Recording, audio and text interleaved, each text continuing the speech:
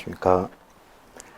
마을 갈등을 공동체 참여로 해결한다는 주제를 맡은 광주마을 분쟁예센터장 민문식입니다. 반갑습니다. 한국 사회 안에서 마을 갈등은 굉장히 좀 심각한 상황인데요. 대표적인 경우가 이번에 신고리 오륙호기 온전을 지속적으로 만들 건지 폐기할 건지에 관한 논의가 있었습니다. 그런데 이 화면을 보시는 것처럼 신고리 오륙호기의 어떤 분쟁과 갈등을 해결하는 방법으로 신고리 오륙호기 공론화위원회를 만들어서 471명의 시민참여단이 수기민주주의의 어떤 기나긴 여정을 거쳤습니다. 근데 여기에서 가장 크게 대두되었던 키워드가 바로 경청과 수기입니다.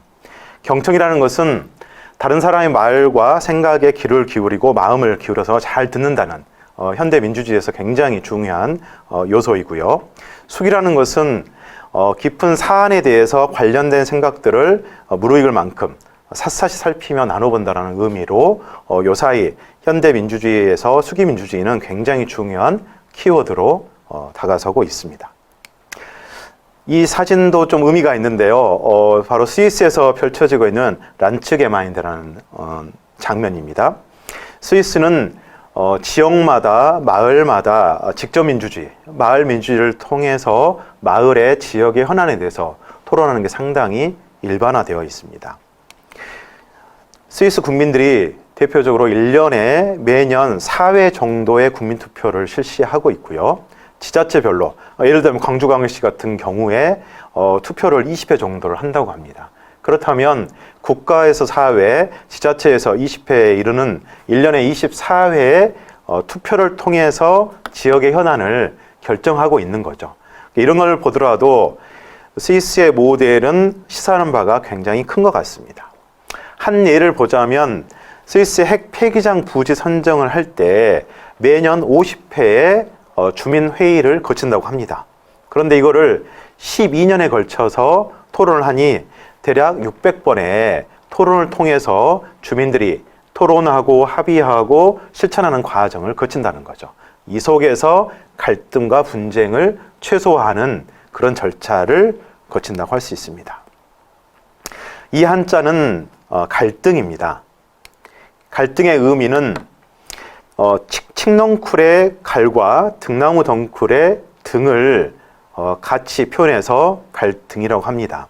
이 갈등은 서로 감는 방향이 칡넝쿨은 오른쪽으로 돌고 등나무는 왼쪽으로 돌면서 반대 방향으로 엉키게 됩니다. 상당히 이제 풀기 어려운 거죠. 그래서 서로 이러지도 못하고 저러지도 못하는 갈등 상황에 우리는 딜레마에 처한다고 하는 거죠. 한쪽을 옹호하다 보면 한쪽이 불만족에 쌓이게 되면서 입장이 상호 충돌하는 그런 문제점이 발생을 합니다. 그래서 현대 사회에서 갈등 해결은 창의적으로 풀어야 되는 것이고 상생 해결 방안을 찾는 것이 굉장히 중요한 숙제라고 할 수 있습니다. 요즘 한국 사회는 불안 증폭 사회라고 합니다. 어린이부터 청소년부터 청년, 그 다음에 일반 시민, 시니어까지 불안에 노출되어 있습니다. 이런 불안 증폭 사회가 가중되다 보면 많은 시민들이, 국민들이 울분에 쌓이게 되는 거죠. 근데 이 울분이 쌓여서 폭발하는 게 바로 갈등이 되는 거고 분쟁이 되는 겁니다. 이 사진은 1992년 서태지와 아이들의 사진인데요. 대한민국 사회에서 1992년이 갖는 의미가 상당히 큽니다. 어떤 거냐면 대한민국이 1992년부터 1994년 사이에 국민소득 1만 달러에 이르게 되고 80년도 후반까지 독재를 겪으면서 민주화 이후에 개인의 어떤 소중함이 분출되고 각각의 다양한 조직들이 다양한 목소리를 펼치는 시기가 된 겁니다. 그러면서 귀농 귀촌 운동도 발생을 하고 배낭여행, 해외여행, 생태운동, 시민운동 그것뿐만 아니라 나의 선언까지 이르게 되는 시기가 바로 1992년이고 그때 문화적으로 드러난 게 서태지와 아이들의 현상이라고 할 수 있습니다.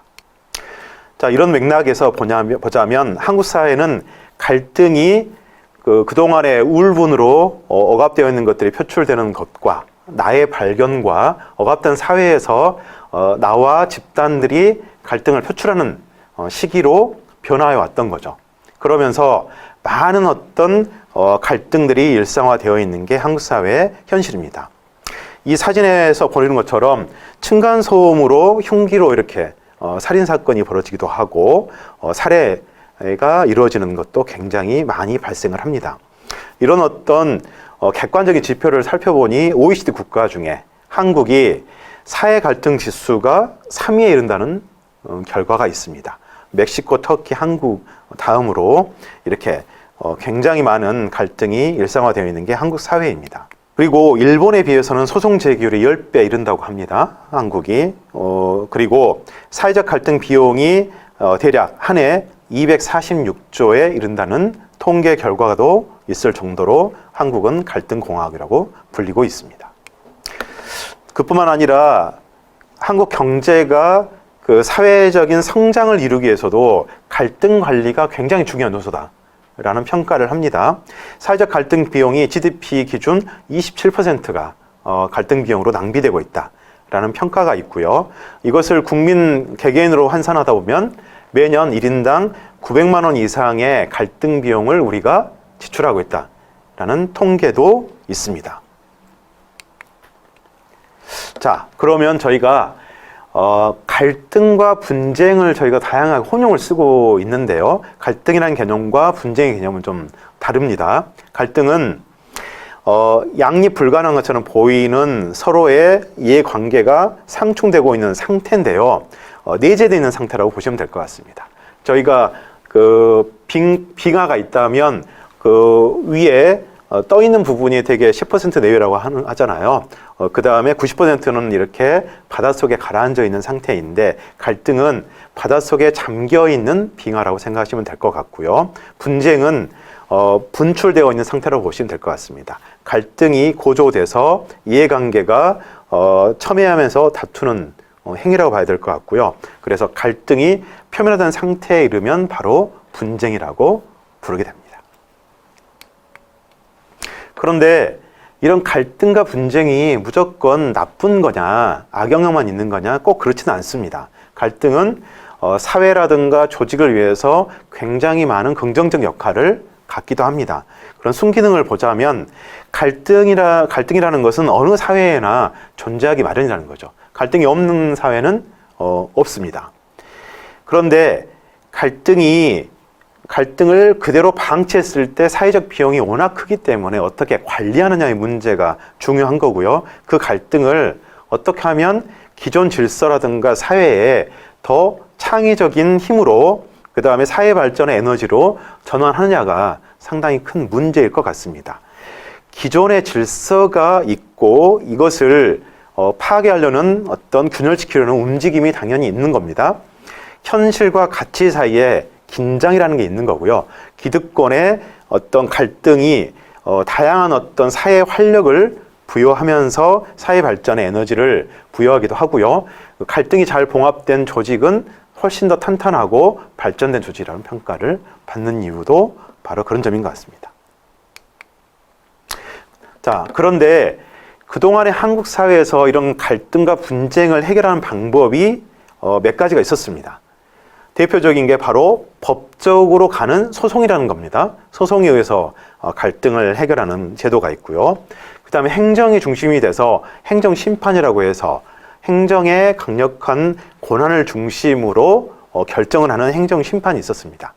이런 어떤 법제도에 의한 거라든가 행정에 의한 것이 아닐 경우에 양 당사자가 싸우거나 다투는 형태로 그동안의 해결 방법을 취해왔는데 이런 방법들이 대부분 한국 사회에서 또 다른 갈등을 유발시킨다는 거예요. 이게 해결되는 게 아니라 또 다른 갈등을 증폭시킨다. 왜냐하면 잘못을, 시비를 계속 따지면서 갈등을 해결하는 게 아니라 오히려 당사자를 더 힘들게 만들고 영원히 이렇게 화해하지 못하도록 하는 구조가 한국 사회의 커다 큰 문제라고 합니다. 그래서 이러한 방법들이 돈 낭비를 만드는 거고요. 시간 낭비, 감정 낭비, 이런 세 가지의 큰 낭비 속에서 사회적 비용을 발생시킨다라고 할 수가 있습니다. 그렇다면 갈등 해결은 이러한 어떤 한국 사회에서 문제점들을 해결할 수 있는 방법은 무엇이 있을까요? 바로 기존의 방법론은 절대적인 힘과 권력에 의해서 강제적으로 주어진 거라면 앞으로의 갈등 해결 방법은 창의적인 방법으로서는 자치적인 방법, 그래서 당사자가, 시민이 당사자가 돼서 서로 풀어가는 방법이 앞으로의 해결 방법이 될 수 있을 것 같습니다. 그래서 나온 것이 ADR이라고 불리는 대안적 분쟁 해결 방법이 되겠습니다.